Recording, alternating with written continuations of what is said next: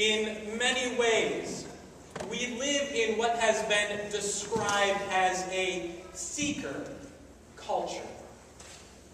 Those who are seeking meaning for their lives, those who are looking for something that may just be out of their reach, or if they look just hard enough or far enough, they will find it. Some go to the mountains in Nepal, feeling that if they sit at the feet of one of the lamas, that there they will find enlightenment. There they will find what they have been missing. Others build their large corporations or companies, thinking that if they have just enough money, just enough credit built up, just a little larger building or home or a little nicer car, that then they will have found what they have been missing. Or it can be our attempt to go to the Bible and say, well, if I just read it again and again and again, or if I just pray a little bit harder, or do a little bit more or a little bit better, then I will find that meaning, I will find that purpose, I will find what I have been looking for. The story today flips this sense of seeking culture on its head. For you see, the idea of the seeker in today's lessons is not about you. It's not about me. The seeker in this story is God. Imagine God as the seeker, looking for you and you for you. God is the one who leaves all behind, believing that each person is precious, cared for, beloved. It invites us into a new sense of community, a new sense of what God is all about. As we sat at the text study this week with a group of pastors and interns, the intern at Holy Trinity, Javen Swanson, brought up a wonderful image of this. Some of you may have seen the movie Saved. It's a comedy in many ways, and it makes light of some of the evangelical notions that have been floated around, especially cast in this movie in a high school. But at the end of this movie, there is a snapshot. A picture that is taken gathered around a hospital bed.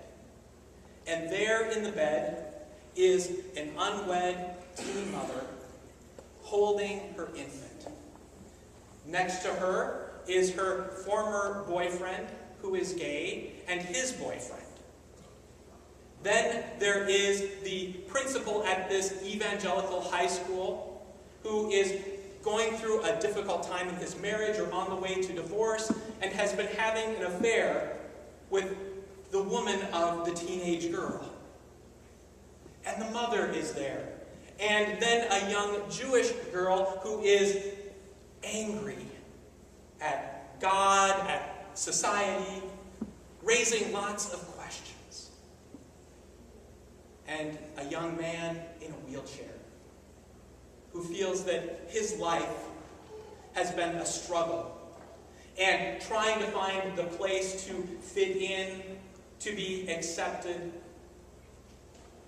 trying to find a place where people can love and know him for him, not for his different abilities, not for his sister, who is the leader of the cheer squad, the God squad, but for him.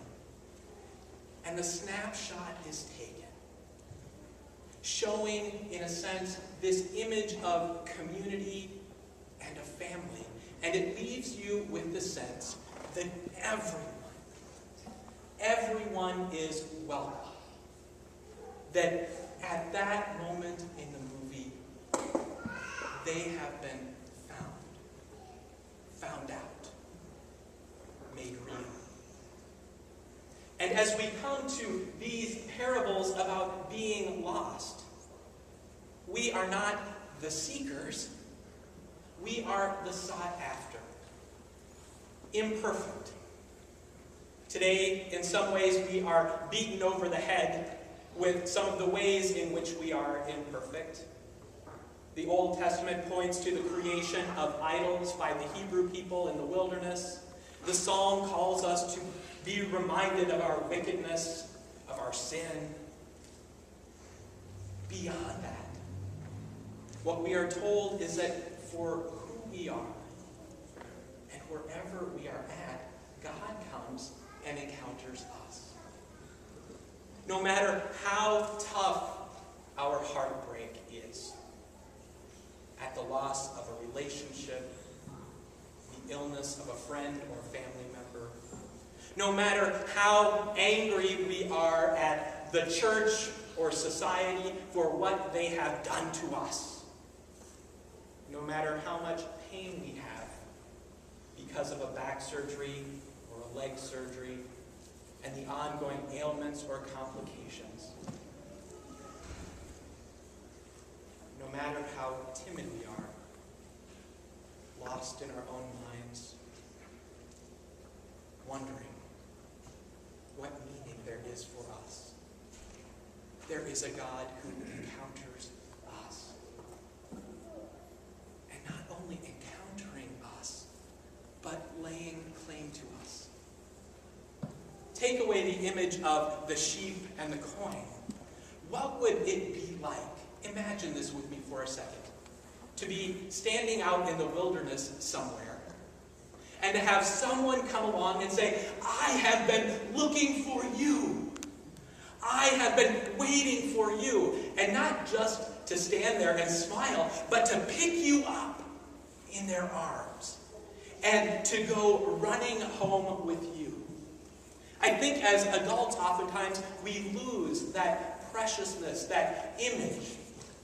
With children, it's much easier to demonstrate in some ways in terms of lifting them up and giving them that big squeeze, or putting them on your shoulders and running through the house as you look at others. But sometimes for us as adults, we miss that. That joy of someone just seeing you, grabbing you and carrying you home, and then inviting everyone to come and join the party, to join the celebration. And isn't that what today is all about?